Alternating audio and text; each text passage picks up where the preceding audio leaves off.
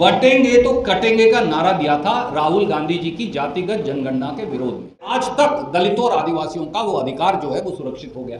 किस प्रकार से बीजेपी का डीएनए ही जातिगत जनगणना के विरोधी है। केंद्र सरकार के द्वारा जातीय जनगणना को लेकर लिए गए निर्णय के बाद कांग्रेस पार्टी ने इसे लगातार मुद्दा बनाया हुआ है। इसी क्रम में सोमवार को कांग्रेस पार्टी के राष्ट्रीय महासचिव रणदीप सुरजेवाला ने कई बिंदुओं पर बीजेपी पर निशाना साधा। एक ही सिक्के में दो पहलू। जी हां, रणदीप सुरजेवाला ने कहा कि बीजेपी का डीएनए जातीय जनगणना के विरोध का है। बीजेपी की सरकार ने जातीय जनगणना का विरोध किया। जातीय जनगणना की मांग है और सामाजिक न्याय की धुरी भी है।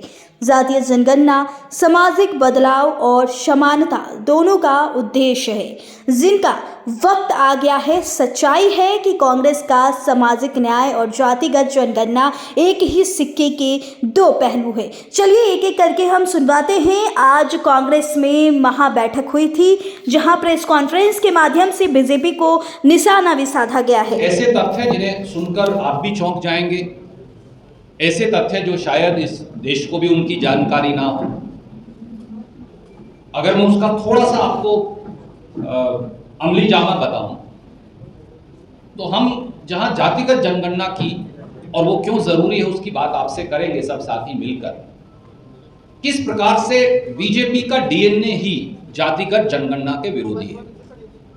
किस प्रकार से वर्षों तक श्रीमान नरेंद्र मोदी जी ने और बीजेपी ने सुप्रीम कोर्ट से लेकर सड़क तक गरीबों, दलितों, वंचितों, शोषितों, पिछड़ों को उनकी गिनती तक के अधिकार से वंचित किया।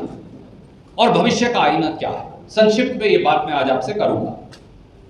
साथियों, जातिगत जनगणना वक्त की मांग भी है और सामाजिक न्याय की धुरी भी। गरीबों और मेहनतकशों के दो नारे, जितनी आबादी उतना हक, जितनी आबादी है हमारी उतनी हिस्सेदारी हो हमारी। ये दो नारे हैं जो बार बार आम जनमानस के मुख से हमें सुनते हैं। इसलिए जातिगत जनगणना जो है वो सामाजिक बदलाव और समानता दोनों का उद्घोष है, जिसका समय आ गया। कांग्रेस और जातिगत जनगणना का क्या रिश्ता है? सच्चाई यह है कि कांग्रेस का सामाजिक न्याय और जातिगत जनगणना एक ही सिक्के के दो पहलू हैं। भारतीय राष्ट्रीय कांग्रेस की सामाजिक न्याय की सोच के केंद्र बिंदु में सदैव जातिगत जनगणना का भाव रहा है। और कांग्रेस की इसी सोच के चलते इस देश में आजादी के बाद पहली बार यूपीए कांग्रेस की सरकार ने 19 मई 2011 को देश में जातिगत जनगणना करवाने का निर्णय लिया। दो विभागों को जिम्मेवारी दी, डिपार्टमेंट ऑफ पॉवर्टी एलिविएशन और जो अर्बन डेवलपमेंट है, शहर और गांव की जातिगत जनगणना की। यह रिपोर्ट 3 जुलाई 2015 को 19 मई 2011 को निर्णय हुआ, शुरुआत हो गई। 3 जुलाई 2015 को रिपोर्ट आ गई। परंतु एक षड्यंत्र के तहत प्रधानमंत्री मोदी और मोदी सरकार ने, और उसमें उनके सारे मित्र दल भी शामिल हैं जो यहां बड़ी बड़ी बातें करते हैं, बिहार में वो भी,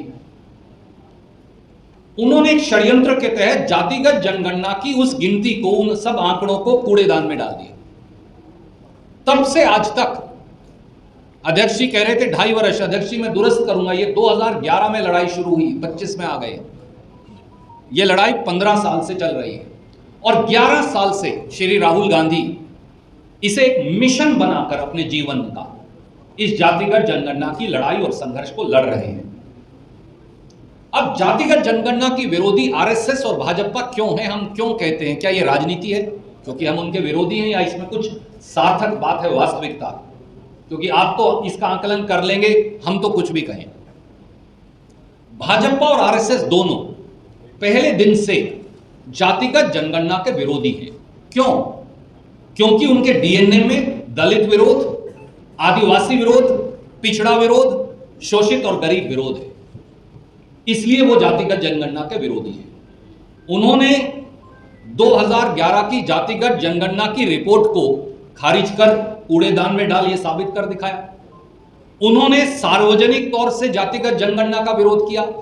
उन्होंने अदालत में जातिगत जनगणना का विरोध किया।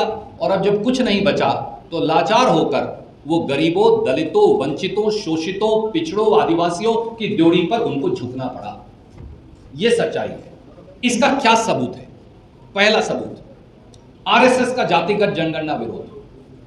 2 तारीख नोट कर लीजिए, 23 मई 2010 और 6 जून 2010। आरएसएस में नागपुर से भैयाजी जोशी, जो सह कार्यवाहक हैं, उन्होंने बाकायदा बयान जारी किया और यह कहा कि राष्ट्रीय स्वयंसेवक संघ जनगणना में जाति गिनने के विरुद्ध है। ये 2 तारीख इसलिए नोट करें। तो मैं आपको भेज रहा हूं ये सारे कागजात, इसलिए ये वो बयान है जो उन्होंने जून 2010 में आरएसएस के मुखपत्र, जो उन्होंने आरएसएस के मुखपत्र ऑर्गेनाइजर में छापा था। और कोई कहे कि भाई ऑर्गेनाइजर में ही छाप दिया तो कोई दिक्कत नहीं, इंडिया टुडे और वहां नागपुर के सब जो अखबार हैं उसमें भी छापा। मैं उन दोनों की प्रतिलिपि आपको भेज रहा हूं।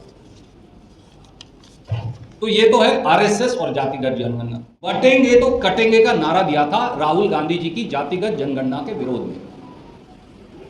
पर सच्चाई यह है कि ये दलितों की, आदिवासियों की और खास तौर से इस देश के पिछड़ों की, बिहार प्रांत सहित हमारे गरीबों की ताकत है संयुक्त, जिसकी वजह से मोदी सरकार को और राहुल गांधी जी का संघर्ष है लंबा, तटस्थ होकर जो उन्होंने संघर्ष किया कि उन्हें झुकना पड़ा। तो हमारा केवल आपसे ये कहना है साथियों कि श्री मल्लिकार्जुन खड़गे, श्री राहुल गांधी जी और कांग्रेस पार्टी ने 2019 लोकसभा, 2024 लोकसभा दोनों चुनावी घोषणा पत्रों में ये मांग प्रमुखता से रखी।